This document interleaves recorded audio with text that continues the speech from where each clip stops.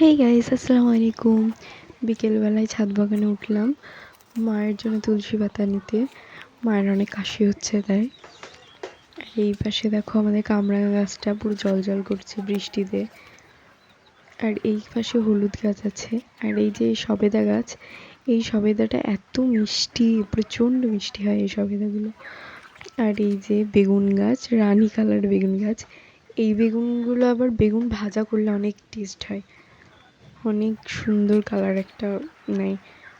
এই যে ড্রাগন আমাদের এখনো কাঁচা হয়ে আছে, কিন্তু ওই পাশের ড্রাগন গাছের একটা ড্রাগন মানে হালকা পেকেছে। আমাদের এই ছাদ বাগানে পেয়ারা গাছ সমস্ত গাছই আছে মোটামুটি, আর এলাচ গাছ। সব কিছু পরিচর্যা আমার বাবাই করে।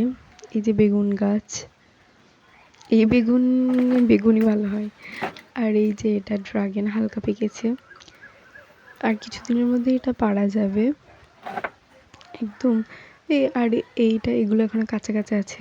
তো গাইস, আমার ভিডিও ভালো লেগে থাকলে লাইক কমেন্ট শেয়ার করবেন এবং সাবস্ক্রাইব করে রাখবেন চ্যানেলটা। আসসালামু আলাইকুম।